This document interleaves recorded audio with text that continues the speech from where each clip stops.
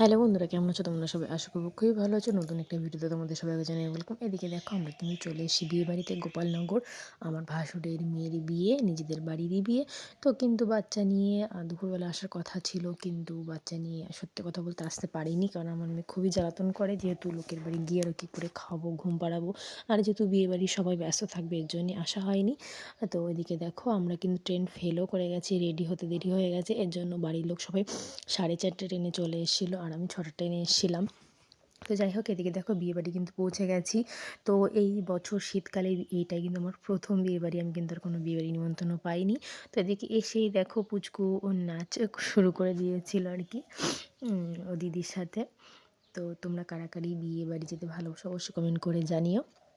এদিকে দেখো, আমার মা সবাই মিলে পুচকুর সাথে কথা বলছে, খেলছে, সোয়েটার পরে ওর ক্লিপ চুল সব ঘেঁটে গেছিলো।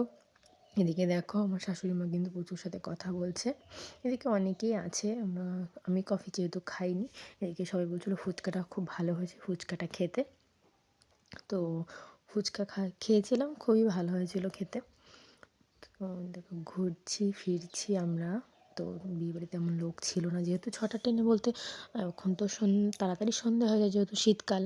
তো এর জন্য বিয়েবাড়ি 8টার পরে লোক এসেছিলো আর কি, মানে একটু ভিড় ভিড় হয়েছিল। এদিকে দেখো, ফাঁকা থাকতে থাকতে আমরা কিন্তু আমার মা আর কি, আমার মারও নিমন্ত্রণ ছিল, মাও গিফট দিয়ে দিল কনেকে, আর আমিও কনের সাথে একটু ছবি তুলে নিলাম, ভিডিও করে নিলাম। তোমরা দেখতেই পাচ্ছ কনেকে কি মিষ্টি লাগছে, খুবই মিষ্টি। কনের কিন্তু কাকি হই আমি।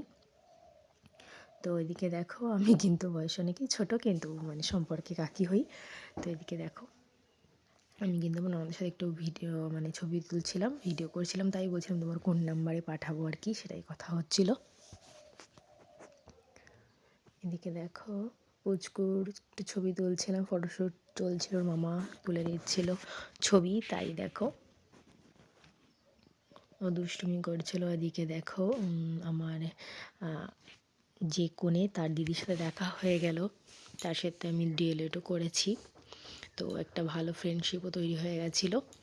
তো তাই ছবি তুলে নিয়েছিলাম, একটু ভিডিও করছিলাম। এদিকে দেখো, আমার যা সব পুচকে পাচকা, মানে আমার জায়ের মেয়ে, আমার মেয়ে, তারপরে আমাদের ছেলে, তারপর আমার একটা জায়ের মানে বড়দির না মেজদি, তার মেয়ের সাথে ছবি তুলে নিচ্ছিলাম।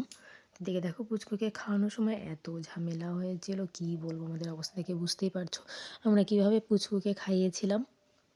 এদিকে দেখো, কিন্তু ওকেও কী দিয়ে দিয়ে বারবার দেখানো হচ্ছিলো, যে খুবই কষ্ট করে ওকে খাইয়েছি, প্রায় আধা ঘন্টা লেগে গেছে ওকে খাওয়াতে। তারপরে দিকে দেখো, আমরা তাড়াতাড়ি খেতে বসে পড়েছিলাম প্রথম ব্যাচেই। মেনু কার্ডে দেখো আছে লেবু লবণ পল্লবী, আমরা পল্লবী বলি না, পল্লবী, চানা মটর আলু চিজ, সাদা ভাত, মুড়িঘণ্ট ডাল, ইঁচড় ঝিঙে দই কাতলা, স্যালাড, চিকেন কষা, চাটনি, পাঁপড়, আর চমচম, নলেন, গুড়ের রসগোল্লা, আইসক্রিম, হজমোলা, আরও চিকেন পকোড়া, আর কফি আমি খাইনি, ফুচকাটা খেয়েছি, আর চিকেন পকোড়া একটুখানি খেয়েছিলাম। তো এই ছিল আজকে মেনু, এখন আমাদের খাওয়া দাওয়া হবে। এই পাশে রাখলে কি হবে, এই দেবে তো। তুমি কি ব্লগ বানাচ্ছো? আমি হ্যাঁ।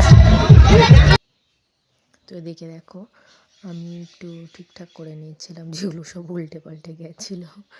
তো যাই হোক, এদিকে দেখো, আমার মা পেছন থেকে দেখছিলো, তোর আবার কী করিস। আমি আর আমার দাদা পাশাপাশি বসেছিলাম, আর সামনে আমার ননদের ছেলে আর আমার হাজব্যান্ড বসেছিল। তো প্রথমেই দিয়ে দিয়েছিল দেখো চানা মশলা, আর হ্যাঁ চানা মশলা তরকারি, আর হচ্ছে রাধা পল্লবী।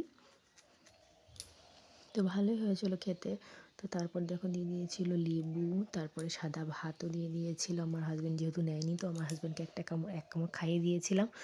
ওর তো সব না নেওয়া লোক আর কি, কিছুই নেয় না, দু একটা ভাত খাবে ব্যাস, মানে একদমই কম খায়, খুব কম খায়, যেহেতু বিয়েলোর চাপ ছিল দুদিন।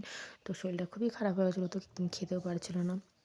তো আজকেও খুব চাপ ছিল, যেহেতু ফোন আসিলো আজকে না কালকে বেরোবে রেজাল্ট, মানে লিস্ট বেরোবে। তো যাই হোক, এদিকে দেখো, আমাদের কিন্তু ইঁচড় দিয়েছিল, ডাল দিয়েছিল, জানি না কী করে ভিডিওটা আউট হয়ে গেল। তো এদিকে দেখো, আমাদের খাওয়া কিন্তু হয়ে গেল প্রায় কমপ্লিটের দিকে, মাংস, চাটনি, পাঁপড়, মিষ্টি সবই দেওয়া হয়েছিল।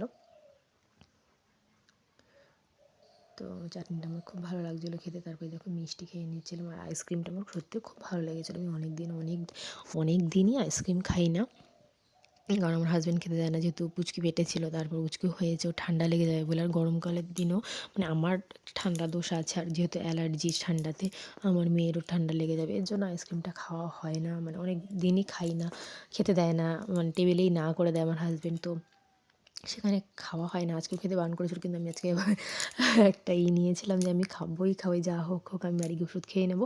সত্যিও খেয়ে নিয়েছিলাম ওষুধ, তা না হলে সত্যি তাও গলা ব্যথা করছিল আমার, যেহেতু সহ্য হয় না কিন্তু ইচ্ছা তো করে। তো যাই হোক, আইসক্রিমটা আমি খেয়েছিলাম, আর নলেন গুড়ের মিষ্টিটা অল্প একটু খেয়েছিলাম, বেশিটা পুরোটা খেতে পারিনি। এদিকে দেখো সবার কিন্তু খাওয়া হয়ে গেল, আর এদিকে আমি আইসক্রিম খুলে লাস্টে খেয়েও নিয়েছিলাম। তো এদিকে দেখো আমাদের খাওয়া দাওয়া শেষ হয়ে গেছে, আর এদিকে বড় চলে এসে আমরা যখন বেরোবো আর কি, তখন দেখি বরযাত্রী ঢুকছে, আর বড় আগে এসে গেছে, তো বরের একটু ছবি একটু ভিডিও করে নিলাম। বরের সাথে তেমন আলাপ হয়নি, আমি জাস্ট এমনি ভিডিও করেছিলাম, যেহেতু অনেক ভিড় ছিল, মাত্র এসে সবে বর বসেছে। এদিকে সবাই বর একটু নার্ভাস